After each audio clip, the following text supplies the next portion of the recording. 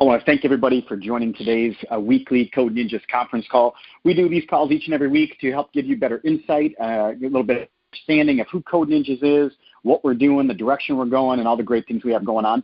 My name is Marty Flanagan. I am the Vice President of Franchising here with Code Ninjas. It's either David Graham and myself who host these calls each and every week. David Graham is the CEO and founder of Code Ninjas.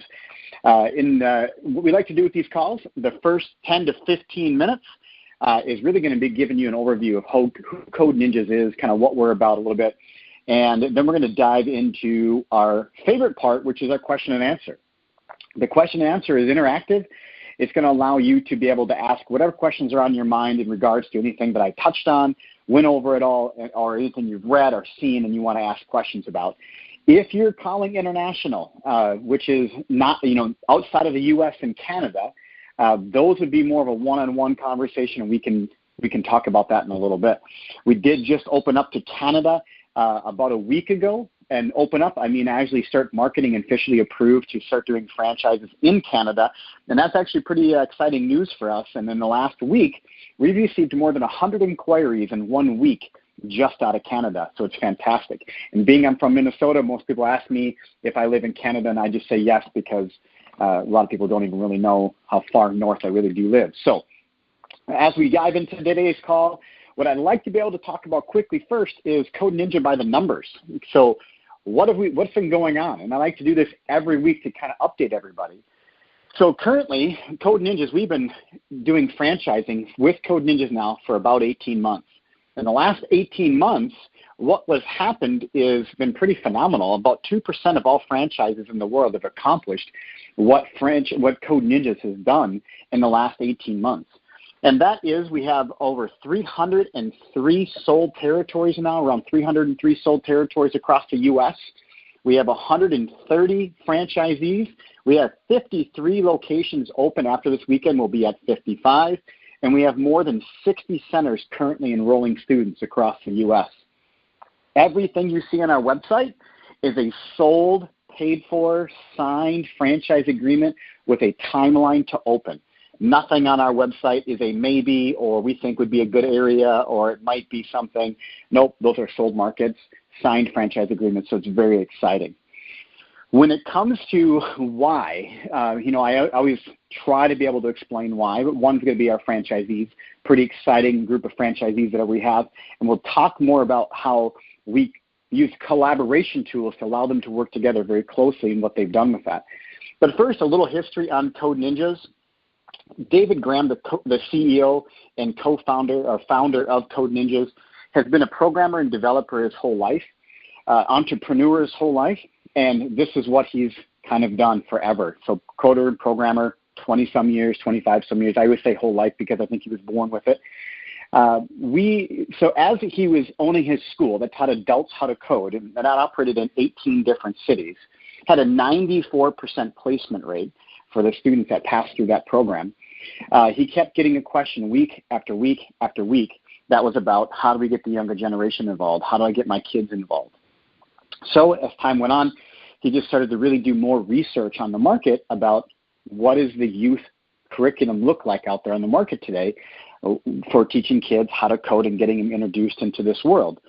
And what he continued to see was just a huge lack of opportunity for kids to really absorb what this is all about.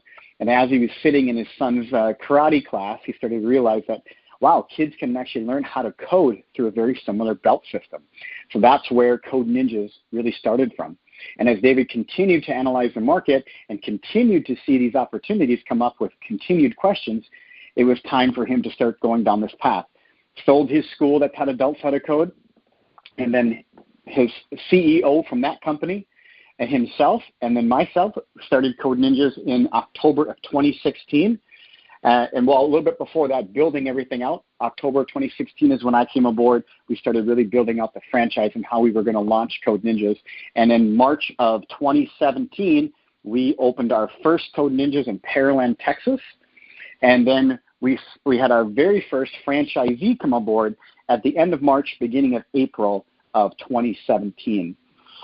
So, and we'll talk more about our curriculum in a minute here. I first want to talk about, one of the big concerns that we get are questions that we get in terms of how do you handle the growth? As a franchise, why did we go franchise versus doing something like corporate run like David was used to? Well, franchising, we know we can impact communities all over the world much faster than a corporate run company. We know that franchisees can deliver that experience to their students more than a corporate run entity can. And that's been proven over history. So allowing franchisees, allowing entrepreneurs to bring this into their market, to bring this into their community, to be the leaders of their Code Ninjas, multiple Code Ninjas if they want to. They're able to deliver that experience because we're not just a curriculum company. We also have to be focused on the experience. So with Code Ninjas, we always like to say our motto is kids have fun, parents see results. And we focus on that fun for kids. We focus on parents seeing results. That's why we have our parent portal, where actually parents can go in, see the work that their son or their daughter has done, and have an opportunity to even look at how it was graded, play that game, so they're not just sitting back paying this money, not understanding and knowing where things are going. Our curriculum, what we focus on is we focus on the essential skills and what builds a great coder. What is a great coder? A great coder can pick up a language over a week or over a weekend, but they can't pick up these core essential skills. And what we focus on is going to be the critical thinking skills, the problem-solving skills, the time management, leadership, collaboration. We focus on building those skills within our curriculum. We actually offer 5 different opportunities for families to get involved in Code Ninjas. It's not just one. It's not like they're coming in, paying one fee, doing one thing, and that's the only opportunity that they have. It's actually not. So our families have 5 different opportunities currently to get involved in Code Ninjas. The main one, the one that is required, is going to be our belt system. That curriculum itself is made up of 9 different belts. Within each belt is a learned set of skills and concepts. At the end of that belt, students are required to build a game that requires those skills and concepts to show their proficiency. Once they do that, they're able to progress to the next belt. So after they've been graded by the sensei or the center director, and they show proficiency in building out that game, they're able to progress to the next belt. And then each belt compounds on to one another. That curriculum itself is about 45% proprietary and exclusive just to Code Ninjas. That lives on our platform in the cloud that is only accessed through the Code Ninja dashboard. When one of our students comes in, they scan their wristband. When they scan their wristband, that's for security-wise, that unlocks their curriculum, where they left off, what they've done, and allows them to access the curriculum inside the dojo, inside of our centers. This is all a game-based curriculum. That's where we go back to the kids having fun, parents seeing results. We have proprietary textbooks that go along with this curriculum. This curriculum is about 2 to 3 years long for completion. Also, this curriculum is parents pay a flat monthly tuition to allow their son or their daughter to have access to do this curriculum. That flat monthly rate, we allow you as a franchisee, and based on the market that you're in, to be able to have a range of your price. We don't set your prices for you. We give you a range, and you live inside that range. And that is one opportunity that families have to get involved with Code Ninjas. That curriculum itself also has an exclusive robotics program that's only available to Code Ninjas in all of North America, built into this curriculum as well. So this is the one that's most popular. That is the one that you're going to see, obviously, a lot of parents and us coaching you to guide parents to and families to be a part of. That's going to be your ongoing curriculum. We also do, whenever there's not school, camps. So week-long, half-day, full-day camps whenever there's not school, winter break, spring break, during the summer, that camp-based setting. We also have Parents' Night Out. We also do an after-school program. We also do birthday parties.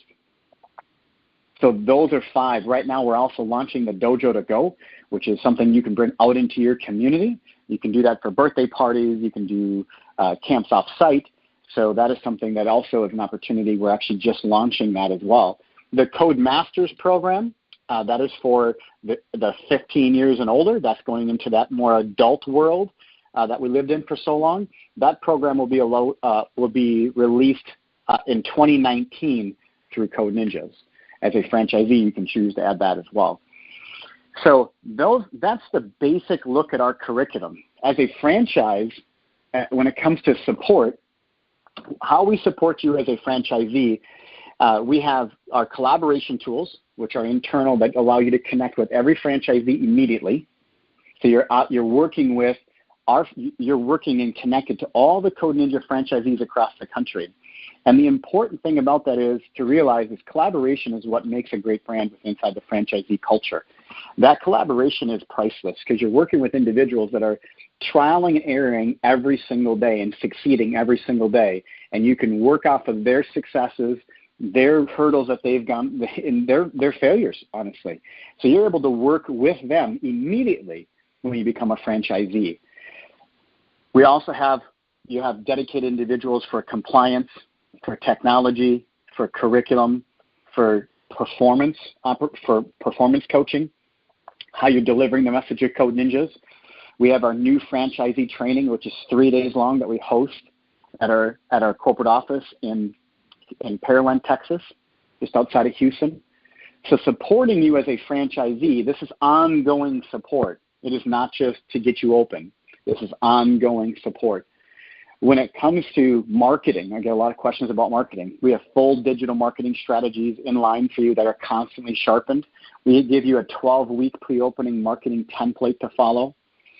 So when it comes to owning, operating, your business acumen could be all over.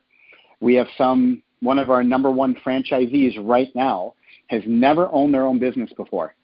And they stepped into a Code Ninjas, and their performance is absolutely blowing everybody else out of the water. Those who have a higher business acumen, or maybe they've owned their own business before, but that individual's passion and excitement for what they're doing is priceless. And they're having an incredible opportunity. In fact, this month, just to kind of speak to that, this month we'll secure just as many franchises for existing franchisees as we will for new franchisees coming in. So this month alone, over the next 30 days, we'll secure around 30 locations across the country, and about half of those are going to come from existing franchisees.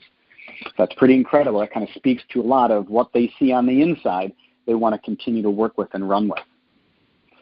So the first part of this call is very simple, right? This is what we do each and every week. These calls are all recorded on our YouTube channel. You can go back and listen to them. Some of these calls last an hour and a half, 2 hours. Sometimes they last 30 minutes, all based on your questions that you have for Code Ninjas, based on what you've heard today or what you read in the past or what you saw on TV in regards to David Graham's interview on MSNBC, or if you've talked to somebody, if you're a parent of one of our students. So this would be an opportunity now for you to be able to ask any questions that you have for Code Ninjas. Where we have around 30, 35 people on today's call, which is about average each and every week. And this would be your opportunity to ask any questions you have in regards to Code Ninjas by hitting *6. So as I go to the Q&A. Now, if I did a fantastic job and nobody has any questions and I covered everything, which I didn't, but if you feel like I did, you're probably not going to have a lot of questions. If you do have questions, please fire away. If you're from Canada, I'm from northern Minnesota, we're probably going to have a heck of an accent coming out to individuals across the country, just to pre-warn you a little bit, because it does come out when you're talking to fellow people from the north. So if you have any questions, this is going to be your time to ask them. I'll do my very best to provide any clarity for you. I'll do my very best to answer your questions in as much detail as I can. Legally, we're approved in Maryland, so that pretty much means that I can talk about any of the financial side, the item 19 with inside of Code Ninjas, franchise disclosure document. I can also talk about that. But if we do not have any questions, I'm going to wrap up today's call pretty fast here. So if you have a question, this is where you're going to want to hit *6, and it'll virtually raise your hand, and I'll be able to come along and you'll be able to ask any question that you'd like. Hi, you have a question? Yeah, hey, Marty. John Gustafson from the San Antonio area. I've started reviewing the FTD you sent me last night, and I had a question on what your guys' percentages of, or if you're keeping track of this, of your initial subscriptions and retention. What are your retention numbers on initial subscribers? Yeah, so, well, and we do. We track that actually in detail. So we actually have full reports that we run on the inside, so you're able to see your retention numbers as you go through. What I will speak, I don't want to speak to any of our franchisee locations. I'll speak to the location that's been open the longest. That's usually a really good indicator. We were running a 5% month-over-month attrition, and now we're closer to a 10%. I think coming through the summer, it increased a little bit through the summer months, which was pretty, I'm not surprised about. But having about a 10% month-over-month attrition right now at our store that's been open the longest. Okay. And those reports you can run on a regular basis on your own center as well. So our reporting system, all that technology that we have built in, you can run reports on a daily basis that show you retention numbers, appointments booked, appointments closed, tours given, sources of those appointments and those tours, so you understand where your marketing dollars are being spent and where people are coming from. Okay. And then I had a few questions here. You answered quite a few of them in your intro there. The other question I was going to ask was on so from the franchisee perspective, feedback system on positives and negatives of the program, or I won't, that's the right word, it's not glitches, but suggested changes to the curriculum, things that we see from our perspective that, I think as I talked to you on the phone before, a franchise in another business line, and each area of the city even, or each area of Texas is a little bit different and has, I don't know, maybe some unique requirements. I won't say completely unique, but a little bit different. Do you guys have a mechanism right now for that type of feedback? And I won't say necessarily customization towards a different specific store, but taking that in case there is, an offshoot of how we do things that could be adjusted, if that makes sense. No, it does. It does. And just so everybody listening, we have, and whoever's going to be listening in the future, I'm not going to share all the franchises that you're involved in, John, but John's questions come from years and years of franchising experience and years in youth-based franchising experience. So the questions he's asking might be good ones to listen closely to, because he's got a lot of experience as in the franchising world with kids and franchising in general. So I don't want to tell him all of your details, John, but just that I think it's important for everybody to know. When it comes to curriculum feedback, it is a crucial part of our brand development and curriculum development on the feedback from our franchisees. So we've already made changes to curriculum, that our textbooks, our curriculum, our entire curriculum in general. We've already made adjustments to it based on franchisees' feedback. We would love to make it more regional specific. Right now, we don't see how that kind of plays into everything, but we would love to see that, obviously. But when it comes to the feedback, for an example, on the camp setting, for example, we added camps this year based on what franchisees have found.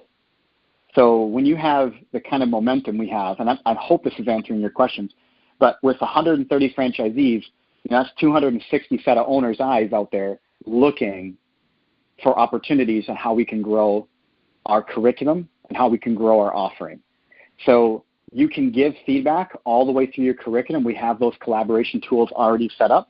So as a franchisee, as a parent, as a student, that feedback mechanism is in place to give that feedback on the curriculum. So we can, being that we have 3 full-time game curriculum developers, we want to make sure that if we can scale that feedback and that change, then we want to do that immediately. And we've done some of that already in terms of seeing an issue and immediately getting that addressed by our team. Okay. And then this is maybe you probably already know the answer to this question, but since you kind of prompted for the listeners, when it comes to camps and after schools, you do have to check with your local Department of Health and Human Services. It's not extremely hard. A single scoped camp like coding is a very easy waiver, so you don't actually have to go through the whole having kids Correct. in your store like a daycare process. You can actually get a waiver. It does take a quick inspection. It's very easy. It just 5 minutes of paperwork, a 5-minute talk, and then they come to your store when you're actually conducting camp. Just putting in your application and getting it accepted is enough to get you a waiver to get started until you get inspected. So that's camp is a huge revenue stream And based on where you guys are authorizing stores to be set, based on where the population of children is, camp is, for me and some of my other business, camp is huge. I mean, it's almost, in the summer, it doubles my income. I mean, it's a great source of revenue. So, our 3 top sources of revenue are our drop-in program, our camp program, and Parents' Night Out. After school, I believe, will be right around the corner to being implemented more with the challenge on after school, I'm going down that. One of my other ones is pickup. So you want to get into the pickup business, and it ain't that hard. I mean, you can lease a van for the first year and to see how it goes. But there's a few companies that I am friends with the owners, and that's what they did. And now they actually all have school buses, and they built it up. And it's another good source of revenue, the after school, because parents like to have their kids go to do something, not just get dropped off or stay at the YMCA or whatever it is after school to go do something. And that was revenue streams was the other question. So that I had a question on merchandising.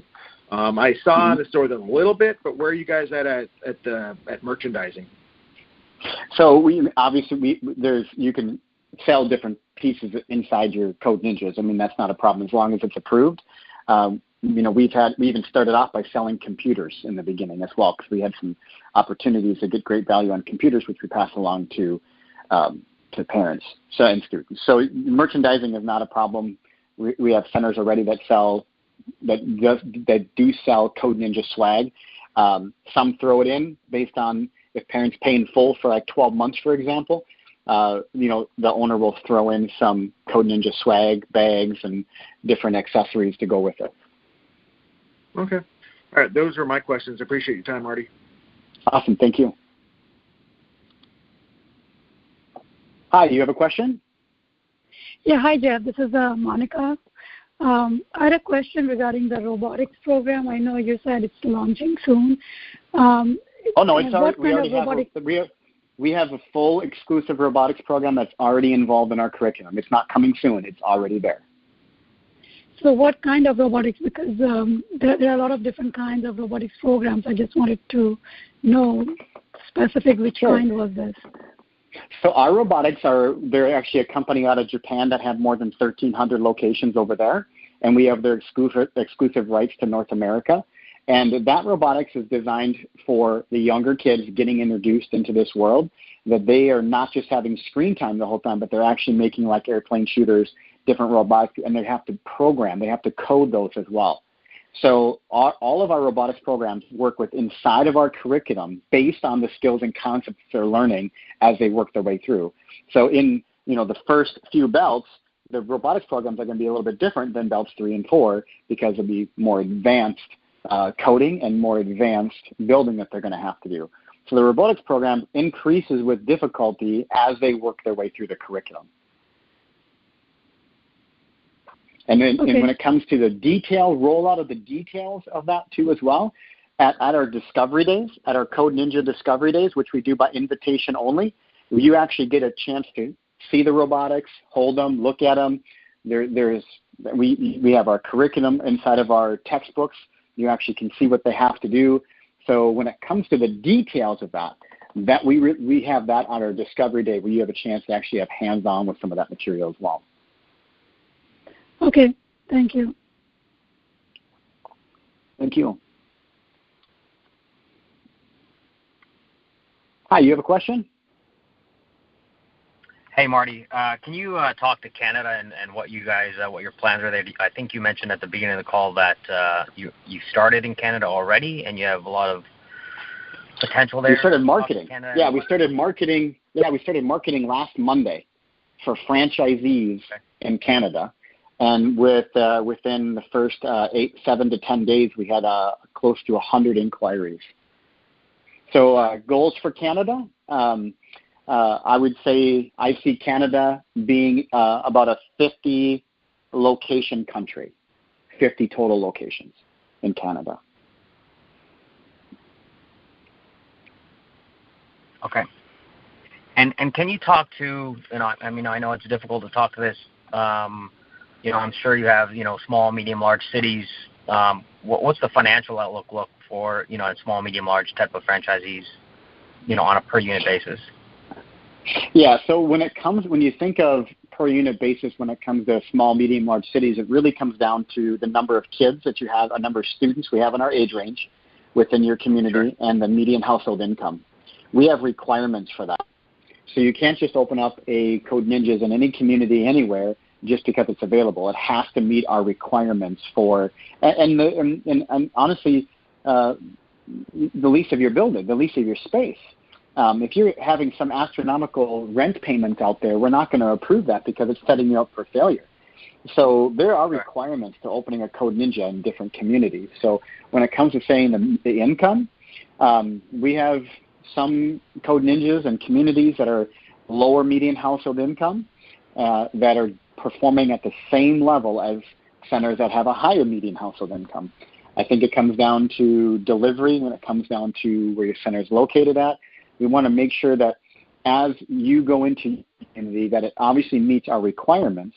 Code Ninjas here in the U.S., our very first location, in the first 12 months of operations, we produced more than $260,000 in revenue in the first 12 months, and that was our Pearland, Texas location.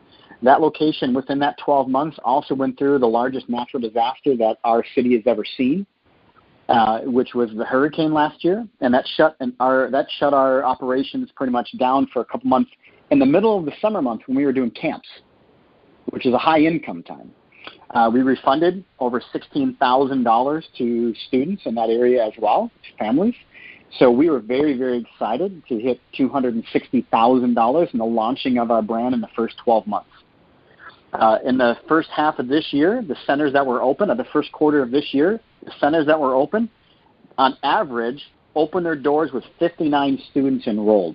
When they opened their doors for business, they had 59 students already enrolled on average on the first quarter of this year for the stores that were opening.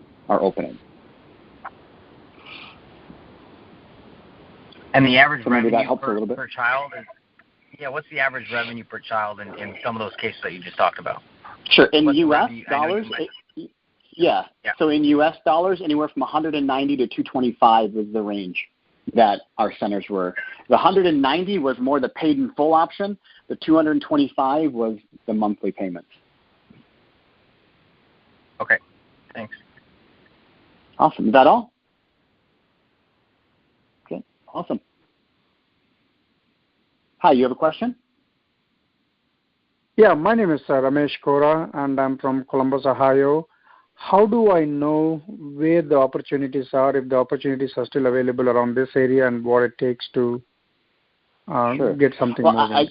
Ramesh, I appreciate you asking. Columbus, Ohio is completely sold out. It's a closed market.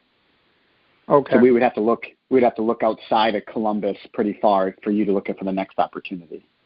And we can do that with you one-on-one. We can look at the map together if you're interested. I would be interested. So how do we go about that? Is that something that I reach out to you, or how does that work? Sure. If anybody wants to reach out to me, and you have not received an email from myself, and you have not received an email from Jeff Thames, and you want to connect with me, you can reach me on my email, which is Marty, MARTY, @codeninjas.com. Marty at codeninjas.com. Yep. Awesome. Okay, excellent. All right, thank you. Hi, you have a question? So you mentioned that the BELT system is a 2 to 3 year program. I thought some of the information that I received, it actually had a 4-year curriculum through that BELT system. Is it 2 to 3, or is it a 4-year, or what's the difference? Yeah, I mean, so basically it's based on the how much a student is coming in. If a student's going to come in 1 hour a week, you can double that time. But if they're going to come in on 2 times a week, which is about what we're averaging right now, you're looking at about 2 to 3 years. Okay, so is the normal that they come, is the max that we allow, is it twice a week, or is there unlimited on how the max is? Well, we give you the flexibility with that, but we have a strong suggestion of 2 hours a week. Okay, so 2 hours per week, the full program will be in 2 to 3 years versus the 1 hour, it'll extend it to 4 years. Correct. And it's based on the learning. We don't do lectures. We don't do classrooms. That drop-in program is a self-paced but not self-taught program. Okay. And is the pricing, do you try when it's a 1 hour versus 2 hours, or or is the price, or is it just like you said, a flat rate? And it's that flat rate. And right now, some of our franchisees have been beta testing the 1 time a week, and it's got mixed reviews with parents. Okay. The most popular is that 2 hours a week is the most popular. Okay. And you as a franchisee have the ability to work with that. So if somebody goes on vacation, they want to come back in, and the next week they want to do some catch-up time, they can do that. And we also have reciprocity. So if you're up in Canada and in Toronto, and your family goes to Florida and goes down to Naples and goes on vacation, you can walk into that Code Ninjas right there, and your son or your daughter can pick up where they left off 3 days prior when you were in Toronto. Okay. All right. Another question I have is with regards to birthday parties. When you do birthday parties, there's normally food associated with that. Is there a requirement for the franchisee to go acquire permits to handle and or is it all, or do you just encourage prepackaged food, or what's the? It all depends on your area. It's always going to come down to your city requirements. Every city or town or state is going to have different ADA requirements for food. We don't like food in our dojo. We don't suggest it. A lot of our locations will have a break room where they prep food and they have the kids eat in the lobby because we have a nice big lobby area. So when it comes to the actual being in the dojo, we like to keep food out of there. We suggest you do it too, but we don't have any hard, fast rules. But you obviously, we obviously strongly recommend that you follow all of your city and or state requirements for food. Okay. Thank you. Thank you. Hi, you have a question? Hey, hi, it's Aaron. Actually, I'm calling in from United Kingdom. Hi, Aaron. How are you? Yeah, not bad. So I got to know through one of my uncle who visited me in London, and he spoke about this program. So I was interested in this program. So have you got any franchise in the UK yet? We do not. That would be something we should connect one-on-one with, because the UK, Europe in general, like Australia, is probably going to be more of a master franchise agreement versus doing one sales like we do in the US and Canada. So do I connect with you, Marty, or? Yes. Yep. Feel free to email me, marty@codeninjas.com. We can talk about that a little bit. But in terms of the program, I mean, you think the program will be compatible to outside the US, especially Europe and United Kingdom? Well, I think Europe, Australia, I think there's a lot of countries that are going to be very similar to here. Canada, US, Europe, Australia, I think can run all very similar. But I think the challenge is also, as you know, I mean, UK, the property lease prices is very high. So let's connect. Let's jump on all those topics one-on-one. Most 99% of the callers are all from the U.S. and Canada. So you and I go one-on-one with that. Okay, cool. I'll drop you an email and we can have another. Yeah, please do. Yep. Please do. Thank you. Hi, you have a question? Hi, my name is Amber from Manitoba, Canada. And Hi, I was just wondering, to my knowledge, there is no business like this in Manitoba. And I'm new to the whole franchise system, so I don't even know where I would get started. Okay, no, that's great. Fantastic. So thanks for actually giving us an opportunity to work with you, Amber. What I would say, Amber, is if you haven't received an email from myself or Jeff Thames, email me, marty@codeninjas.com, and we can go one-on-one and make sure that you have all the information that you're going to need to make the best decision for you. Okay, so how do you get a copy of the FDD? Just ask for it, and we'll send it to you. So when you email me and say, I want the Canadian FDD, we'll send it over to you. And there are no franchises here yet in Canada? Correct. Canada, we do not. We just opened up to start to award territories last Monday. Oh, okay. So nothing yet. I think we're right on the corner. I think I have 2 individuals that I'll be looking at a couple different locations in Canada. So that are existing franchisees here in the States that are going to be opening up over there. Okay. Okay, perfect. Awesome. I'll give you an email. Okay. Wonderful. Thank you. Hi, you have a question? Hey, Marty. This is Marta New from Chicago.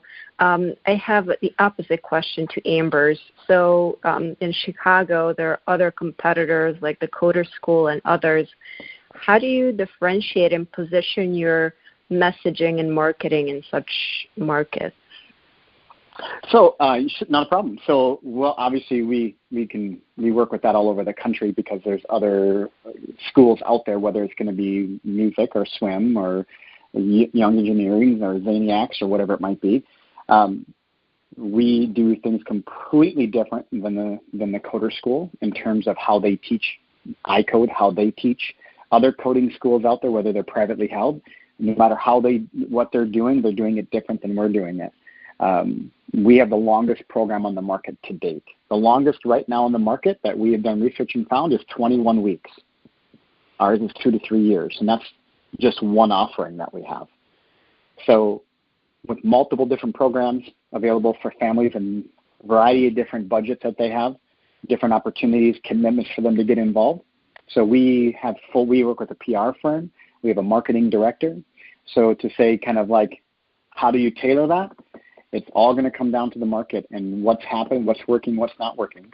With having the advantage, I can tell you, is by having 130 franchisees, having 53 locations open, our marketing plan is constantly being sharpened and developed by using the best practices of the centers that are opening. So by the time you would open, especially in Chicagoland, we have almost 20 centers coming in Chicagoland over the next 18 months. That marketing plan is going to be pretty sharp based on opening in your community already.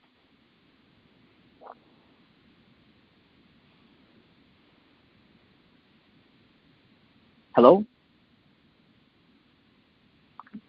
Well, I want to thank everybody for taking your time to jump on this conference call with we do each and every single week. If you do have another question, this is going to be your time. I'm going to wrap up the call. That's *6 if you want to ask another question. Otherwise, we're going to wrap up today's call. If you're interested in attending a Discovery Day, that is something we do by invitation only. When it comes to Discovery Days, that's coming to our corporate office in Pearland, Texas. We do that on the second Thursday of every month, and we like for our attendees to all kind of be in a similar space. So when you come to a Discovery Day, you're going to be surrounded by individuals that have done the same type of work, the same type of due diligence that you have done. So we like to be able to have everybody kind of on the same place. It's not for individuals that are just starting the process with us. This is for individuals that are actually pretty far down the road. So if you want to come to a Discovery Day, as long as you meet the certain requirements that we have, we'll more than welcome you to a Code Ninjas Discovery Day. If you want to know what those requirements are, you want to dig in deep with that, you can reach out to me at any time, marty@codeninjas.com. If I'll do my very best to answer all your questions. If you want to call me, I'm more than happy. Take your call. If I'm available, if I'm not, I'll reach out back to you and we'll set up a time. My phone number, they think I'm crazy, but I do it anyway, 763-516-3578. That's my direct number, 763-516-3578. If you want to give me a call, shoot me a text message. We can set up a time to connect. Again, Marty Flanagan here, Vice President of Franchising with Code Ninjas. I want to thank you for your time today. Feel free to reach out anytime with more questions, and we would be more than happy to dig in with you and help you learn more and provide clarity with Code Ninjas. Thanks for your time today.